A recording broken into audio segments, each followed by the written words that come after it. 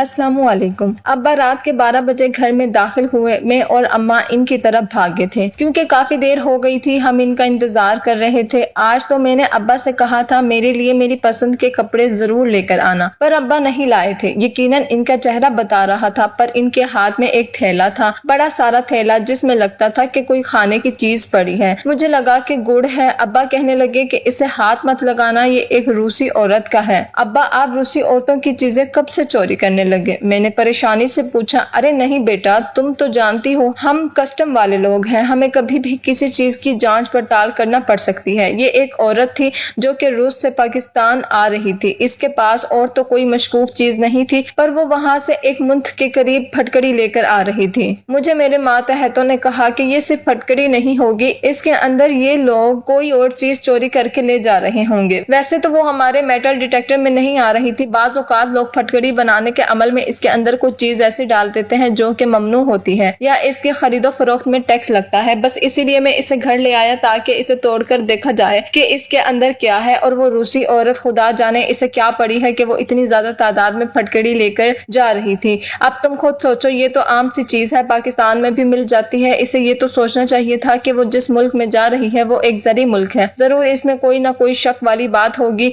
मैं घर इसलिए लाया हूँ कि वहाँ किसी के पास वक्त नहीं होता ये काम करने का। तुम इसे अच्छी तरह से पानी में घोल लो, देखो कि इसके अंदर क्या चीज मौजूद है। मैं वो फटकड़ी लेकर हैरत से देखने लगी थी। अब्बा के पास मौजूद थैला सुर्ख रंग का था। इसमें मैंने सोचा कि ये आखिर किस काम आती होंगी। अम्मा ने मुझे कहा कि इसे हाथ मत लगाओ, क्या पता ये कोई जहरीली चीज हो। हमने इसे पानी में भिगो कर रख दिया था। अब हम सुबह होने का इंतजार कर रहे थे, पर सुबह एक अजीब वाकया हुआ। हमारे घर के दरवाजे पर दस्तक हुई। मैंने दरवाजा खोला तो सामने एक खूबसूरत औरत खड़ी थी। इसे देखकर मैं समझ गई कि ये यहाँ की नहीं है, किसी बाहर के मुल्क की लगती है। आप कौन हो और यहाँ क्यों आई हैं? मैंने पूछा तो इसने मुझे अंग्रेजी में बताया कि इसका ताल्लुक रूस के किसी गांव से है और वो यहाँ पर फटकड़ी लेने के लिए आई है। मैं समझ गई थी वही फटकड़ी जो अब्बा कल रात को हमारे घर लेकर आए थे, वो दरवाजे पर लेने के लिए आई थी। शायद इसने अब्बा का पता किसी से पूछ लिया होगा। वैसे भी हम पाकिस्तानियों की औकात ही क्या है, जरूर इसने अपना असर रसूख इस्तेमाल करके अब्बा के घर का पता लिया होगा और अब वो फटकड़ी लेने के लिए आई होगी। मैंने दिल में सोचा कि इसमें कोई मशकूक चीज है। मैंने सोचा और इसे अंदर आने के लिए कहा। मेरे अब्बा भी बाहर आ गए। इस औरत को घूर कर देखा और बोले, ये यहाँ क्यों आई है? ये बहुत ममनून सी लग रही है। कहने लगी, मैं आपसे अपनी चीज मांगने आई हूँ, मेरी इमानत आप मुझे दे दीजिए, मुझे उसकी सख्त जरूरत है।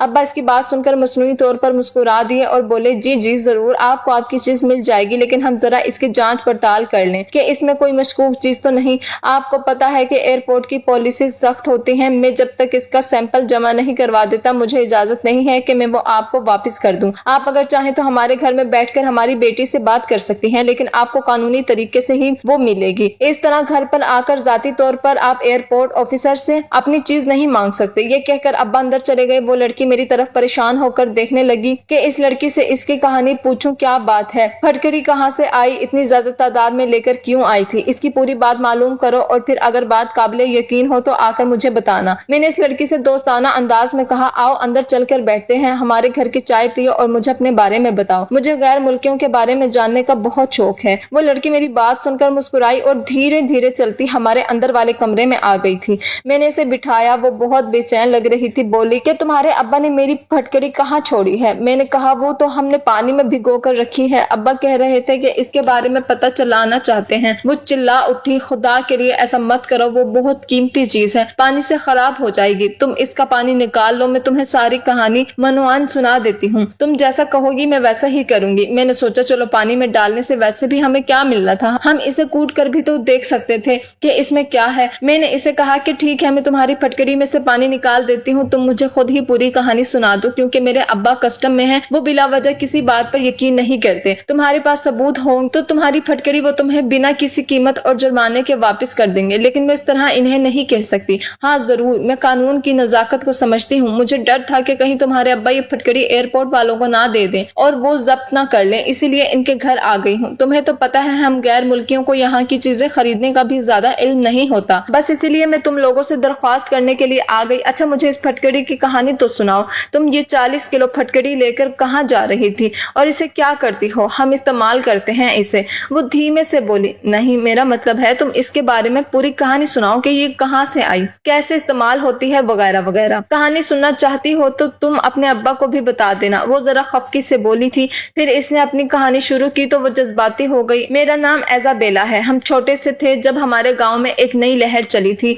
मेरे अम्मा अब्बा के खिलाफ हर आदमी बोलने लगा। मुझे पता चला कि अम्मा ने अब्बा से भागकर शादी की थी और कोई भी इस गांव में इनको जानता तक नहीं था। लेकिन अब अब्बा जब भी घर आते तो वो परेशान होते। अम्मी से कहते कि तुम्हारे मैके वाले तुम्हारे पीछे पड़े हैं, लगता है कि वो तुम्हें यहाँ से ले जाकर मुझसे छीन कर ही दम लेंगे। मुझे इनसे बहुत डर लगता है। मेरा ताल्लुक एक पुरअमन कबीले से है। तुम्हारा कबीला बहुत लड़ाकू है। खुदा जाने इन्होंने मेरे माँ बाप के साथ क्या किया होगा। मैं तो तुम्हारी मोहब्बत में पागल होकर यहाँ तक चला आया। अल्लाह खैर ही करे। अब्बा की बातें सुनकर मैं भी परेशान हो जाती थी। अम्मा कहने लगी, छोड़ो इस बात को, तुम मुझे 2 किलो और फटकड़ी ला कर दो, हम अपना काम करेंगे और यहाँ से निकल जाएंगे। अम्मा की बात सुनकर मैंने पहली बार सोचा था कि हमारे घर में फटकड़ी के ढेर आखिर क्यों लगे होते हैं। क्यों अम्मा हर दिन फटकड़ी के 10-10 किलो के कट्टू मंगवा कर घर में बड़ी हिफाजत से रख देती है। इस दिन मैं अब्बा की बातें सुनती रही। वो अम्मा को मुख्तलिफ तरीकों से कायल करने की कोशिश कर रहे थे कि हम यहाँ से छोड़कर और कहीं चले जाते हैं। अम्मा बोली कि मैं ऐसा हरगिज नहीं करूंगी। जब तक हम अमीर होते कुछ ज्यादा अरसा नहीं लगेगा, फिर हम यहीं से किसी बहुत अच्छी जगह पर चीन के किसी इलाके की तरफ रुखसत हो जाएंगे, जाकर वहीं रहेंगे तो ये लोग इस कानून को तोड़ नहीं सकेंगे। तुम किसी चीनी औरत से शादी कर लेना, तुम्हें वहाँ की कौमियत भी मिल जाएगी। अब्बा हंसकर बोले कि नहीं, मैं किसी औरत से शादी नहीं करूंगा सिवाय तुम्हारे। ये बातें ही चल रही थी कि अब्बा और अम्मा को मेरी मौजूदगी का पता चल गया।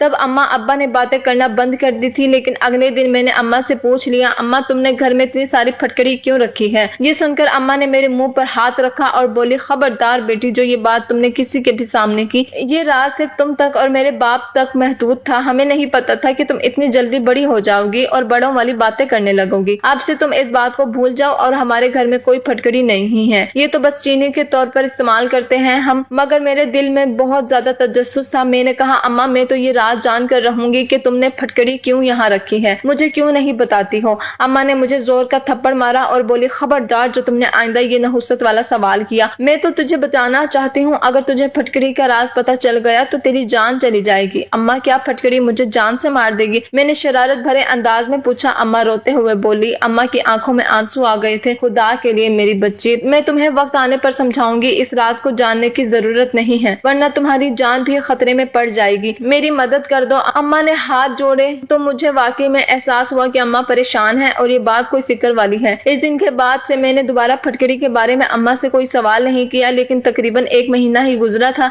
कि हमारी जिंदगी में भूचाल आ गया। मैं क्या जानती थी कि ये सब भी इसी वजह से हुआ है। मैं अपने कमरे में सो रही थी जब मुझे अपनी माँ की चीखों की आवाज सुनाई देने लगी। मैं बहुत परेशान हुई। अम्मा ने मगर मुझे मना कर रखा था कि घर में कुछ भी हो जाए अपने कमरे से बाहर नहीं आना, बल्कि कहीं छुप जाना। मुझे यकीन था कि हमारे घर में कोई ना कोई हादसा होगा। दिल तो लाख चाहा कि मैं अपने कमरे से निकलकर अम्मा के कमरे की तरफ जाऊं, पर अम्मा की बातें याद आ रही थी। थोड़ी ही देर में मर्दों की भारी आवाजें मेरे कानों में पड़ी। वो रूसी जुबान में मेरी माँ से मेरा पूछ रहे थे। माँ बोली कि मैं इसे हरगिज तुम्हारे हवाले नहीं करूंगी और इस फटकड़ी वाली बात को मुशद ही रहने दो। अम्मा चिल्ला रही थी। फिर ना जाने क्या हुआ, मैंने अपने कमरे में ही जाकर बड़े से ट्रंक में अपनी जान छुपा ली थी। इसके बाद वो लोग वहां से चले गए। ये क्या हुआ मैं नहीं जानती। इस बात को तकरीबन 7-8 घंटे गुजर गए थे। मैं अपने कमरे से बाहर नहीं आई। तभी मेरे कमरे के दरवाजे को अब्बा ने बजाना शुरू किया। अब्बा कह रहे थे कि बाहर आओ बेटी, बहुत बुरी खबर है, हम लूट गए हैं। अब्बा की इतनी भराई हुई आवाज सुनकर मैंने कमरे का दरवाजा खोला तो अब्बा रोते हुए मुझसे लिपट गए। बोले कि बेटी हम खत्म हो गए हैं,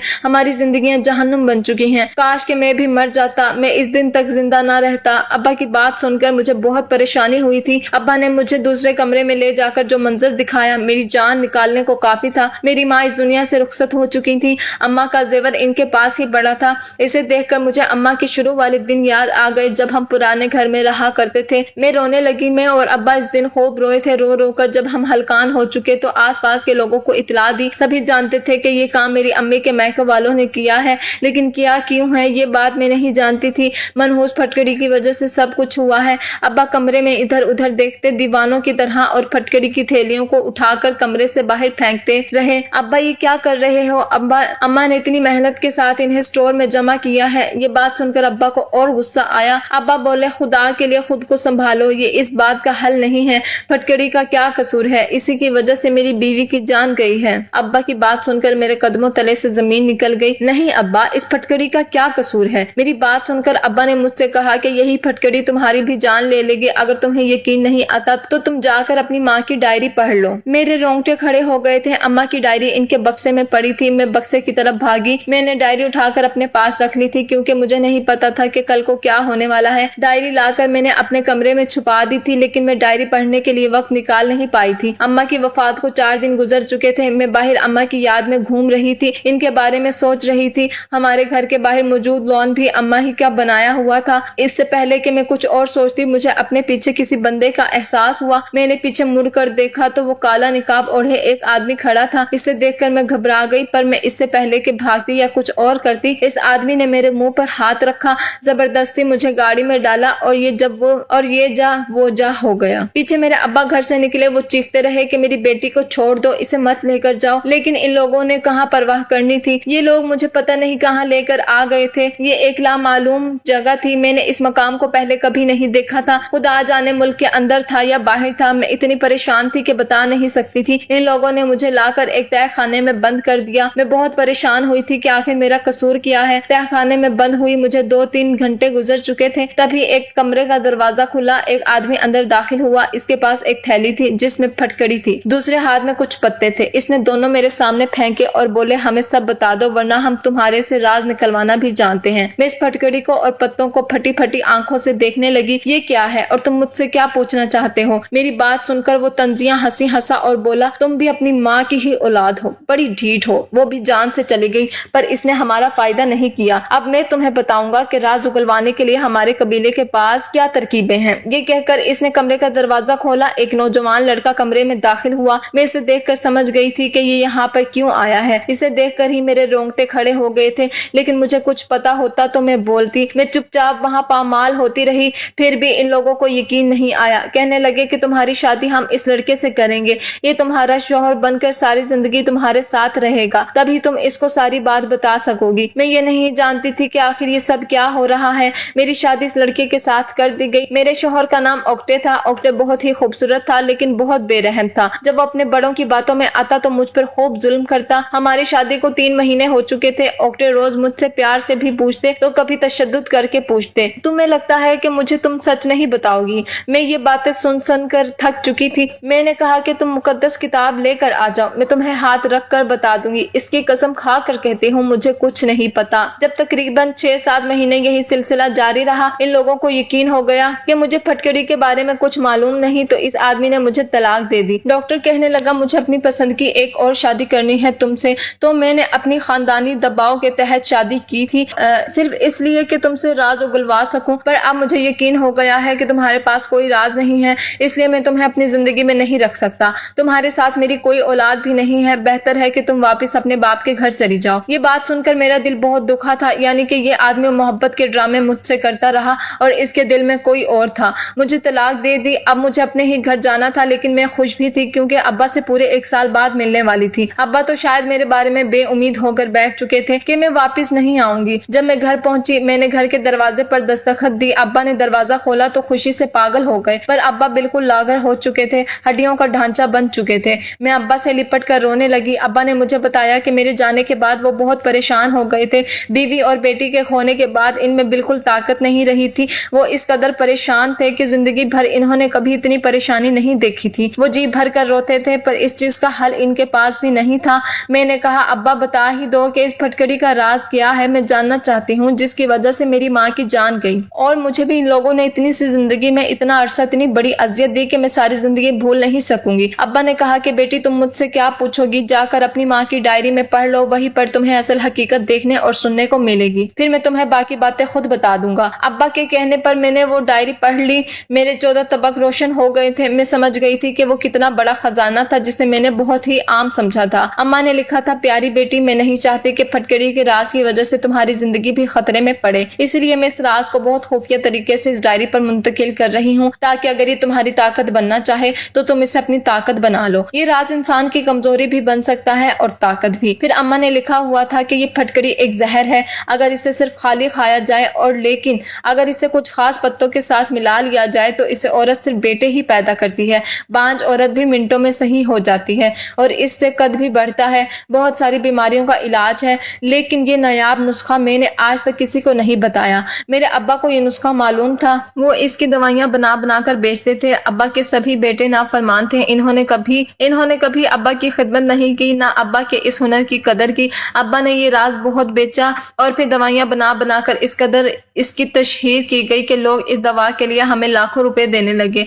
लेकिन फिर एक वक्त आया कि यही राज हमारे लिए बहुत बड़ी मुसीबत बन गया। जब मैंने अब्बा से ये राज सीखा था तो अब्बा के बेटों को इसकी कदर नहीं थी। अब्बा की वफात के बाद मैंने भागकर शादी कर ली, क्योंकि भाई मेरी शादी नहीं करना चाहते थे। मैंने शादी के बाद फटकड़ी वाली दवा दोबारा बनाना शुरू कर दी। लोग अब्बा के नाम की वजह से मुझ पर एतबार करते थे। वो दवा मुझसे लेकर जाने लगे। मेरे घर में दौलत आने लगी तो इन लोगों को तकलीफ हुई। ये वो राज जानने के पीछे मेरे घर आने लगे, पर मैं इन्हें क्यों बताती। अब्बा ने सख्ती से मना किया था कि ये राज किसी और को नहीं बताना। मेरे बेटे गैर संजीदा हैं, वो इस राज की कदर खो देंगे और सभी को बता देंगे। इसके बाद ये राज आम हो जाएगा, कदर नहीं होगी और लोगों को फायदा भी नहीं होगा। अब्बा की बात भी सही थी। मैंने अपने भाइयों को ये राज नहीं बताया, लेकिन मेरी जान को खतरा है। मुझे लगता है कि वो मुझे इस दुनिया से ही रुखसत कर लेंगे, लेकिन मुझसे ये राज पूछ कर रहेंगे। अब ये राज मैं तुम्हें मुंतकिल कर रही हूँ ताकि तुम भी यही हुनर इस्तेमाल करो और जिंदगी में आगे बढ़ सको। इसका नुस्खा लिखा हुआ था, लेकिन मेरा दिल अब अपने मुल्क से चाट हो चुका था। मैंने रातों रात एक पाकिस्तानी लड़का फेसबुक पर ढूंढा, इससे दोस्ती कर ली और कहा कि मैं पाकिस्तान आना चाहती हूँ, तुमसे शादी करूंगी। इसे और क्या चाहिए था। वो मेरी गोरी चमड़ी देखकर बड़ा मुतासिर हुआ। इसने मुझसे वादा ले लिया। यूं मैं पाकिस्तान आ गई। पाकिस्तान आते हुए मैंने अपने घर की सारी फटकड़ी पैक की और इसे यहाँ ले आई। मैं चाहती हूँ कि मैं यहाँ पर सुकून की जिंदगी गुजार सकूं। मैंने सुना है कि यहाँ भी इस बीमारी के बहुत सारे मरीज हैं जिनको मैं फायदा पहुंचा सकती हूँ, और यहाँ पर मेरे रिश्तेदार भी थे, इसलिए बस मैं यहाँ आ गई। अब मेरी फटकड़ी मुझे वापस कर दो। बात सुनकर मैं खामोश हो गई थी। इसने मुझे अपनी दवा के बारे में तफसील भी बताई। मैंने ये बात अब्बा को बताई। अब्बा बड़े मुतासिर हुए। इन्होंने इस लड़की को फटकड़ी वापस कर दी। लेकिन मैं सोचने लगी कि जिस मुल्क में अपने शहरियों के लिए कानून नहीं, वो इनकी हिफाजत नहीं कर सकता। वो एक रूसी लड़की की हिफाजत क्या करेगा। वो बेचारी तो बड़ी उम्मीदों के साथ इस पाक सरजमीन पर बसने आई है। आपको अगर ये कहानी अच्छी लगी है तो इस वीडियो को लाइक और इस तरह की मजीद कहानियां सुनने के लिए हमारे चैनल को जरूर सब्सक्राइब कीजिए। कहानी सुनने का शुक्रिया। आपसे मुलाकात होगी अगली वीडियो में। तब तक के लिए अल्लाह हाफ़िज़।